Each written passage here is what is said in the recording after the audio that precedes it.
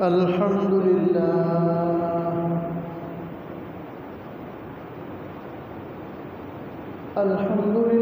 نحمده ونستعينه ونستغفره ونؤمن به ونتوكل عليه ونعوذ بالله من شرور أنفسنا ومن سيئات أعمالنا من يهده الله فلا مضل له ومن يضلل فلا هادي له ونشهد أن لا إله إلا الله وحده لا شريك له ونشهد أن سيدنا وسندنا ومولانا محمدا عبده ورسوله صلى الله تعالى عليه وعلى آله وأصحابه أجمعين أما بعد فأعوذ بالله من الشيطان الرجيم بسم الله الرحمن الرحيم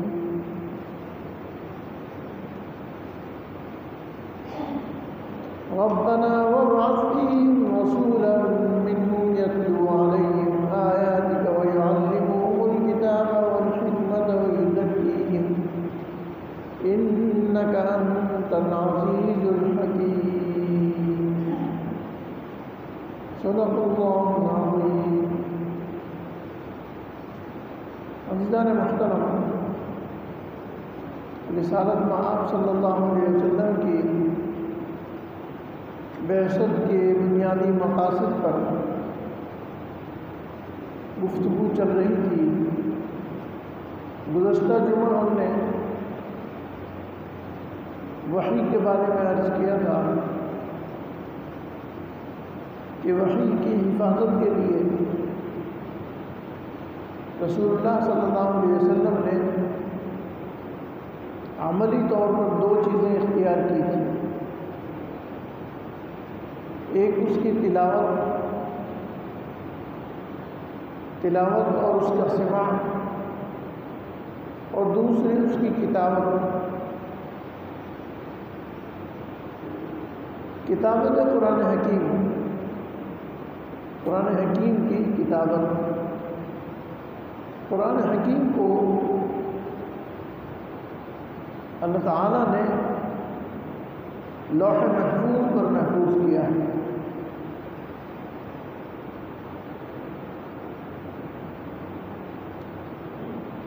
نبی اکرم صلی اللہ علیہ وسلم نے جب کوئی آیت نازل ہوتی تو اس کے بارے میں حکم فرماتے ضعوا هذه الآية بعد هذه الآية وقبل هذه الآية، کہ اس آیت کو فلاں آیت کے بعد رکھو اور اس آیت کو فلاں آیت سے پہلے رکھو. قرآن حکیم کا نزول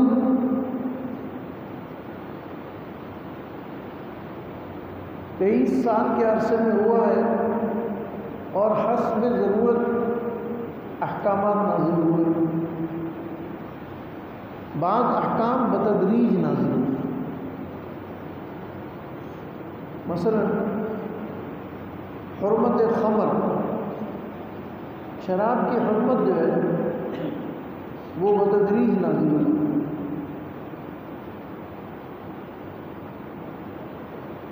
ابتداء اس کے بارے میں نبی اکرم صلی اللہ علیہ وسلم کو حکم دیا گیا کہ اس کے برتن الگ الگ کر دیے جائیں. جس برتن میں شراب رکھی جائے اس برتن میں اور دوسری چیزیں نہ رکھی جائیں. اس سے ایک آغاز ہوا اس بات کا کہ یہ پاک اور طاہر چیزوں کے ساتھ نہیں ملائی جائے گی. اس کی نجاست کا آغاز ہو گیا. اس کے برتنوں کو الگ الگ کر دیا گیا.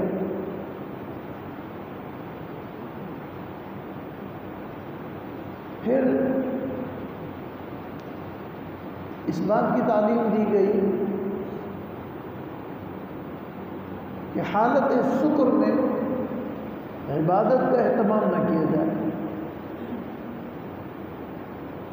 حالت سکر میں، نشے کی حالت میں اللہ کی عبادت نہ کی جائے، اس لیے کہ حالت نشہ جو ہے اس سے عقل متاثر ہونے کا خدشہ ہے، اور الفاظ کی ادائیگی میں خوف ہے کہ کہیں کوئی لفظ غلط منہ سے نہ نکل جائے۔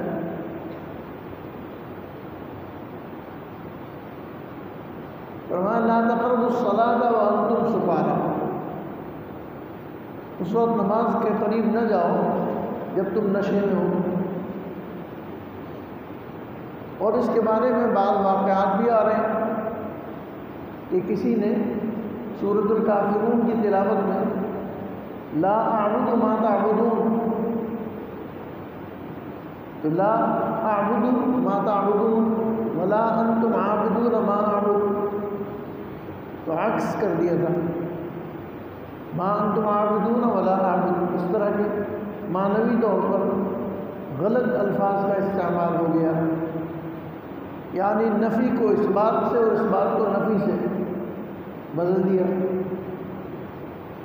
تو لا تقربوا الصلاة وانتم سکارى،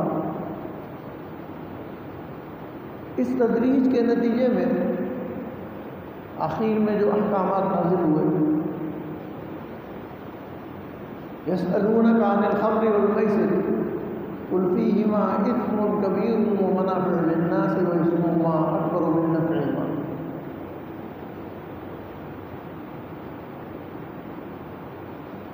خمر اور میسر کے بارے میں پھر آگے ایک حکم ہے انما الخمر والمیسر والانصاب والازلام رجس من عمل الشیطان فاجتنبوه، اب یہ حکم سری آ گیا، فاجتنبوه، رک جاؤ اس سے، بچو اس سے۔ تو آپ نے دیکھا کہ 4 درجوں میں گزار کر اس کو چوتھے درجے میں کہا فاجتنبوه، بچو اس سے۔ ایسے ہی اور دوسرے احکامات بھی ہیں، تو یہ احکامات چونکہ بتدریج نازل ہو رہے تھے تو صحابہ کو متنبہ کیا جاتا تھا، بتایا جاتا تھا کہ اس آیت کو فلاں آیت کے بعد، اس آیت کو فلاں آیت کے بعد لکھو، فلاں آیت سے پہلے۔ قرآن حکیم کے ان مقاطع کو، جو قطعہ تھا، ان ٹکڑوں کو، کبھی کبھی تو یہ قطعہ پوری آیت پر مشتمل ہوتا ہے۔ قرآن حکیم کی ترتیب اس طرح سے ہے کہ کبھی کبھی تو یہ قطعہ پوری آیت پر مشتمل ہوتا ہے اور کبھی یہ پوری آیت نہیں ہوتی، آیت کا بعض حصہ ہوتا ہے۔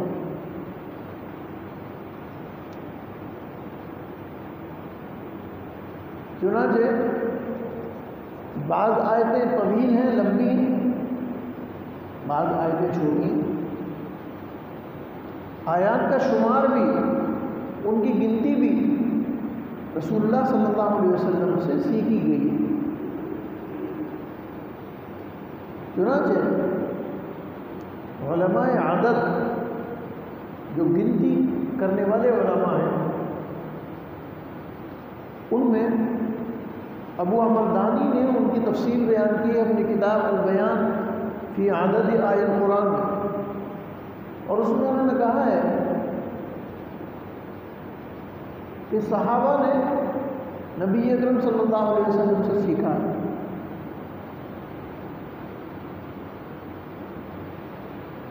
چنانچہ ان آیات کے شمار کو، ان کی گنتی کو الگ الگ علماء عدد نے بیان کیا۔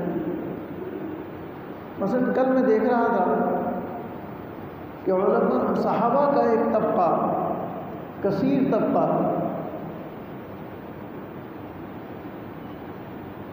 حروف مقطعات کو آیت شمار کرتا ہے۔ الف لام میم ان کے نزدیک ہے ایک آیت، الف لام میم صاد ان کے نزدیک ایک آیت، حامیم، حامیم عین سین قاف ان کے لیے آیت ہے۔ اسی طرح سے کاف ہا یا عین صاد ایک آیت ہے۔ لیکن علماء صحابہ کا ایک دوسرا طبقہ جو ہے وہ ان کو آیت شمار نہیں کرتے، حروف مقطعات کو آیت شمار نہیں کرتے، وہ ان کو آیت کا جز شمار کرتے ہیں۔ ان کے نزدیک الف لام میم ذالک الکتاب لا ریب فیہ ھدی للمتقین یہ ایک آیت ہے۔ الف لام میم ذالک الکتاب لا ریب فیہ ھدی للمتقین ایک آیت ہے۔ اور صحابہ کا ایک دوسرا طبقہ ان کو آیت شمار کرتا ہے، اور وہ الف لام میم کو پہلی آیت اور ذالک الکتاب لا ریب فیہ ھدی للمتقین کو دوسری آیت شمار کرتا ہے۔ پھر ان صحابہ میں سے بعض حضرات جو ہیں وہ حامیم عین سین قاف دو آیتیں شمار کرتے ہیں، ایک حامیم دوسری عین سین قاف۔ اسی طرح سے صحابہ کا ایک طبقہ جو ہے مفرد حرف کو آیت شمار نہیں کرتا، مثلا صاد والقرآن ذی الذکر تو صاد آیت نہیں ہے۔ اسی طرح سے قاف والقرآن المجید قاف آیت نہیں ہے۔ اسی طرح سے نون والقلم آیت نہیں۔ تو یہ صحابہ رضوان اللہ تعالیٰ علیہم اجمعین نبی اکرم صلی اللہ علیہ وسلم سے جیسے سیکھتے تھے ویسے نقل کرتے تھے۔ چنانچہ اگر کبھی باہم اختلاف بھی ہوا ہے، رائے کے اختلاف ہو جاتے ہیں۔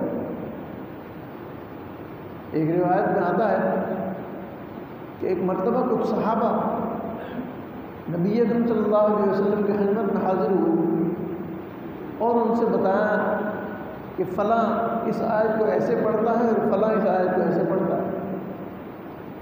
تو آپ صلی اللہ علیہ وسلم کی طرف سے حضرت علی کرم اللہ وجہ تشریف لائے اور انہوں نے کہا کہ رسول اللہ صلی اللہ علیہ وسلم فرماتے ہیں اقرؤوا کما علمتم، تمہیں جیسا سکھایا گیا ہے ویسے پڑھو۔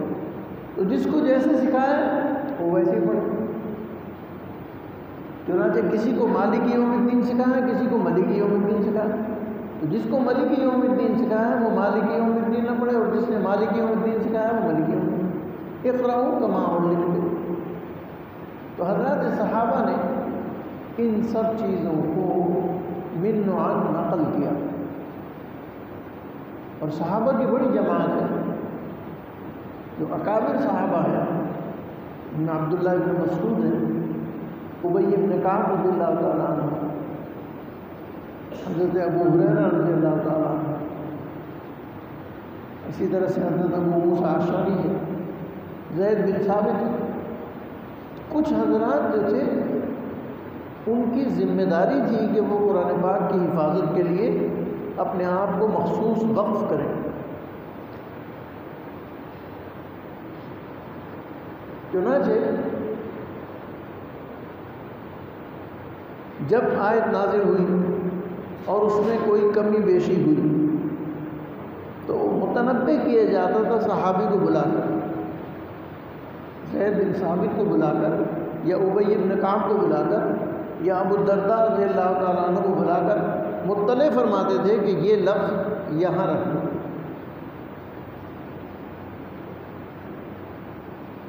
ایک آیت نازل ہوئی لا يستوي القاعدون من المؤمنین، لا يستوي القاعدون من المؤمنین والمجاہدون، بیچ میں ایک لفظ ایک صحابی کی وجہ سے نازل ہوئی۔ ایک صحابی جو معذور تھے تو انہوں نے سوال کیا کہ کیا ہم اس آیت کے مصداق ہیں، لا يستوي القاعدون من المؤمنین؟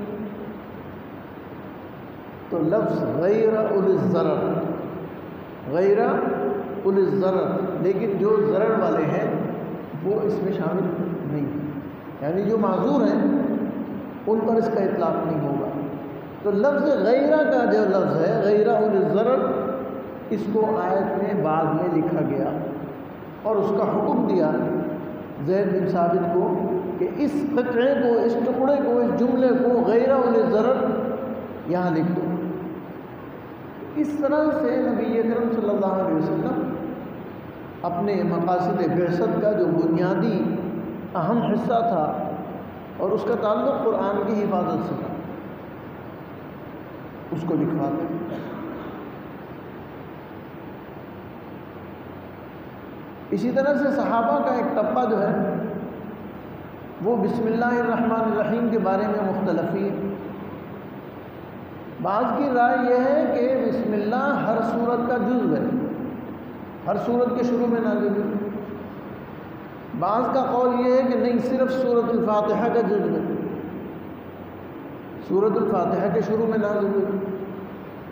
اور بعض کا قول یہ ہے کہ بسم اللہ صرف ابتدائے برکت کے لیے شروع میں آئی ہے، ہر سورت میں سورت کا جزو نہیں ہے۔ اور اس کا نتیجہ یہ نکلے گا کہ 114 آیتیں بسم اللہ کے بطور شمار ہونے کے وہ نہیں ہوں گی، شمار نہیں ہوں گی، کیونکہ متفق علیہ نہیں ہے، لہذا بسم اللہ ایک الگ حصہ ہے۔ لیکن ایک جگہ قرآن حکیم میں سلیمان علیہ السلام کے قصے میں انہو من سلیمان و انہو بسم اللہ الرحمن الرحیم، یہ قرآن کا حصہ ہے، تو یہ قرآن کا جزو ہے۔ سورۃ الفاتحہ کے بارے میں جب یہ اختلاف ہوا کہ بسم اللہ جزو ہے یا نہیں، تو پھر یہ اختلاف بھی سامنے آیا کہ سورۃ الفاتحہ تو 7 آیتیں ہیں، اور اس کے بارے میں قرآن حکیم خود کہہ رہا ہے کہ وَلَقَدْ آتَيْنَاكَ سَبْعًا مِنَ الْمَثَانِي، 7 آیتیں ہیں دہرائی جانے والی، اور سورۃ الفاتحہ ظاہر ہے بار بار دہرائی جاتی ہے، تکرار کیا جاتا ہے، ہر نماز میں اس کو پڑھا جاتا ہے، تو اس میں 7 آیتیں ہیں۔ تو صحابہ کا جو طبقہ بسم اللہ الرحمن الرحیم کو سورۃ الفاتحہ کا جزو قرار دیتا ہے اور انہوں نے ایسے ہی سنا، تو ان کے نزدیک بسم اللہ الرحمن الرحیم پہلی آیت، الحمدللہ رب العالمین دوسری آیت، الرحمن الرحیم تیسری آیت، مالک یوم الدین چوتھی آیت، ایاک نعبد و ایاک نستعین 5ویں آیت، اہدنا الصراط المستقیم 6ٹھی آیت، صراط الذین انعمت علیہم غیر المغضوب علیہم ولا الضالین، یہ پوری 7ویں آیت۔ یہ ان کے نزدیک ہے جنہوں نے بسم اللہ کو فاتحہ کا جزو مانا ہے، اور یہی وجہ ہے کہ بعض روایات میں یہ بھی آتا ہے، بعض لوگوں نے یہ کہا کہ ہم نے حضرات صحابہ کو ایسے پڑھتے ہوئے سنا کہ نماز میں وہ جہراً بسم اللہ الرحمن الرحیم الحمدللہ رب العالمین پڑھتے تھے۔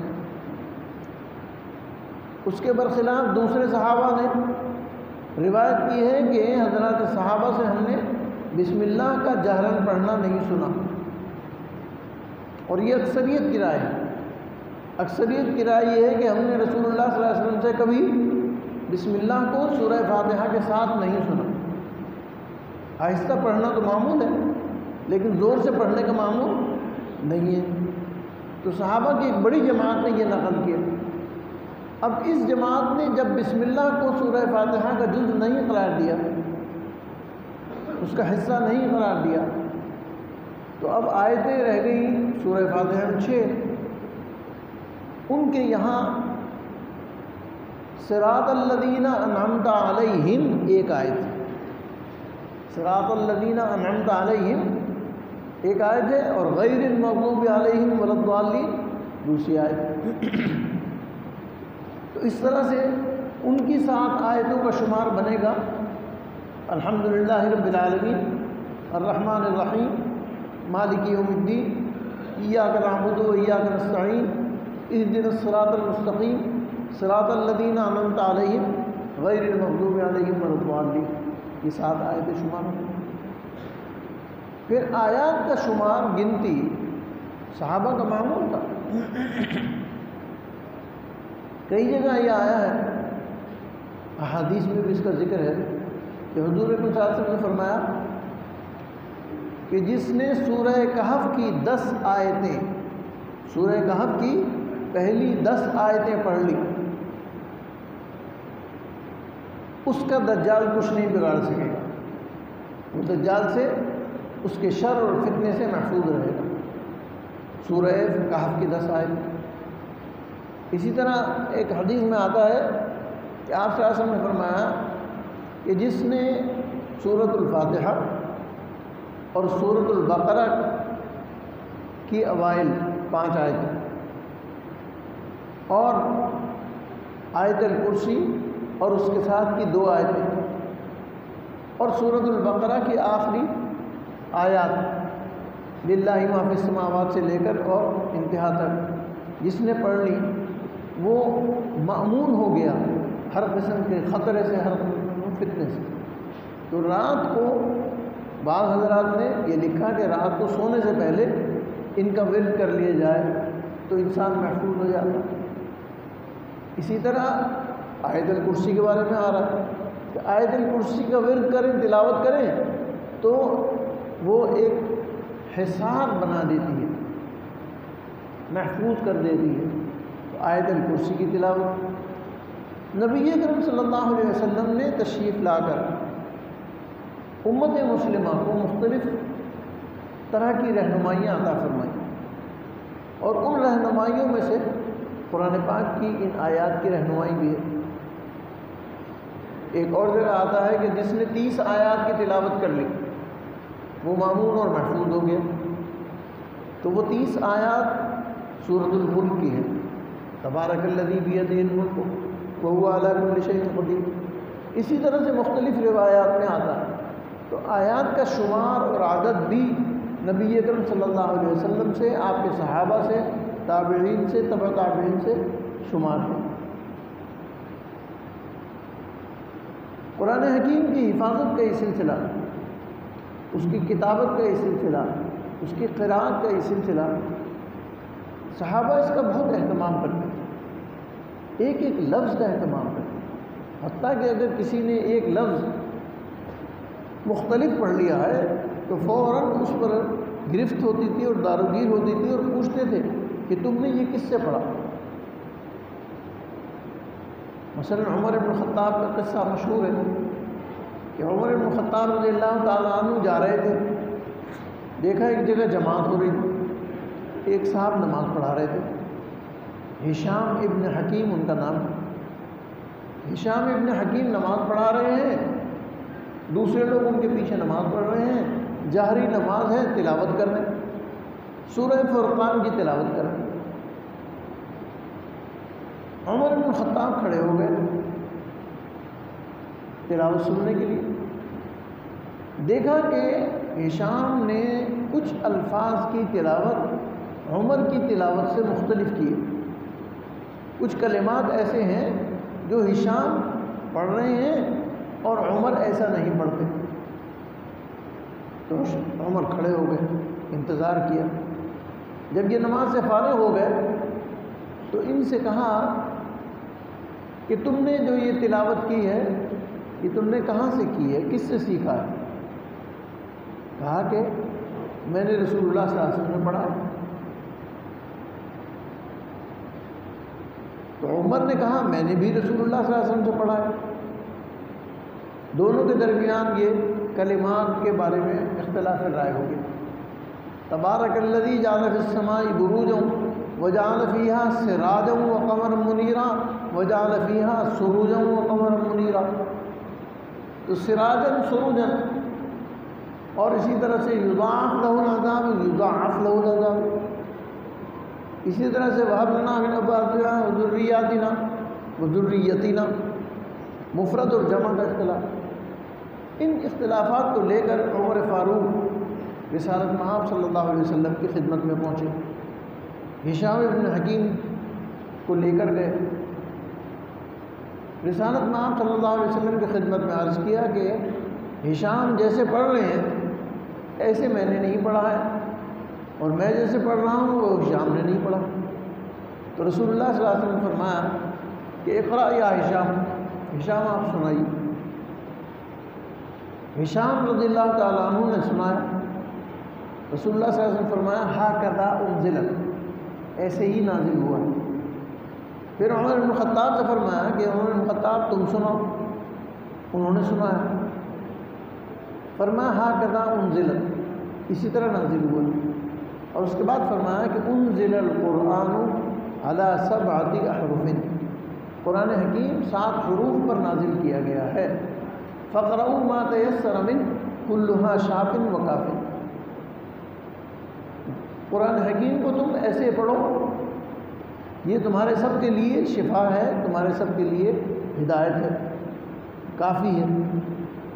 تو اب نبی اکرم صلی اللہ علیہ وسلم سے صحابہ نے جو سیکھا ہے، اقرؤوا کما علمتم، تم ویسے پڑھو جیسے تمہیں سکھایا گیا ہے، تو وہ صحابہ نے آگے نقل کیا اور تابعین تک آیا، اور تابعین سے تبع تابعین تک آیا، اور پھر یہ سلسلہ قرآن حکیم کی حفاظت کا اور قرآن حکیم کو پڑھنے اور پڑھانے کا اور اس کو سیکھنے اور سکھانے کا، اس کے لکھنے اور لکھانے کا، اور اس کے شمار اور عدد کرنے کا، اور اس کی صورتوں کے نام، اس کی صورتوں کے عنوانات، اس کی صورتوں میں کتنی آیتیں، یہ سب نبی اکرم صلی اللہ علیہ وسلم نے صحابہ کو سکھائی ہیں۔ یہ مقاصد بعثت میں سے یہ آپ کے مقصد ہے، اور یہی آج تک الحمدللہ نبی اکرم صلی اللہ علیہ وسلم کی حیات طیبہ کا یہ معجزہ ہے اور یہ کمال ہے کہ آج تک یہ چیزیں محفوظ ہیں۔ ایک ایک حرف کی ادا، ایک ایک حرف کا تلفظ، اس کا پروناؤنسیشن، اس کا لب و لہجہ، ہر چیز محفوظ ہے۔ دنیا میں زبانیں 2-4 سال 10 سال کے بعد بدل جاتی ہیں، ہر 10 سال کے بعد 20 سال کے بعد آپ زبان دیکھیں گے تو علاقائی زبان کہیں سے کہیں پہنچ جائے گی۔ آج سے 50 سال پہلے جو انگریزی بولی جاتی تھی وہ آج نہیں بولی جاتی، آج سے 50 سال پہلے جو اردو بولی جاتی تھی وہ آج نہیں بولی جاتی۔ تو اردو کا تکلم بھی بدل گیا، عربی کا تکلم بھی بدل گیا، لیکن قرآن پاک کی حفاظت کی ذمہ داری اللہ نے لی ہے، اس لیے قرآن کا تکلم نہیں بدلا، اس کا تلفظ نہیں بدلا، اس کی پروناؤنسیشن نہیں بدلی، حتیٰ کہ اس کا لہجہ نہیں بدلا، اس کا لہجہ نہیں بدلا ہے، صوتی تعصب نہیں تبدیل ہوا ہے۔ وہ نبی اکرم صلی اللہ علیہ وسلم سے صحابہ نے جیسے سیکھا تھا ویسے ہی نقل کیا۔ پچھلے سے پچھلے جمعہ میں نے اس کی مثال دی تھی عبداللہ بن مسعود کی تلاوت کی۔ عبداللہ بن مسعود کی تلاوت میں ایک کلمہ ایک بدو نے بغیر مد کے پڑھ دیا تھا، تو آپ نے فرمایا ما ھکذا اقرأنی یا رسول اللہ صلی اللہ علیہ وسلم۔ تو اس طرح سے قرآن پاک کی یہ حفاظت، قرآن پاک کی یہ تعلیم و تعلم رسالت آپ صلی اللہ علیہ وسلم کی بعثت کا بنیادی مقصد تھا۔ یتلو علیہم آیاتک، وہ آپ کی آیات کی تلاوت کرے، چنانچہ آپ تلاوت کرتے تھے، صحابہ اس تلاوت کو سنتے تھے، اس کی نقل کرتے تھے، اور وہی نقل آج تک ہم تک محفوظ ہے۔ اللہ تعالی ہم سب کو قرآن پاک کو صحیح پڑھنے کی توفیق عطا فرمائے۔ ربنا تقبل منا انک انت السمیع العلیم، صلی اللہ تعالی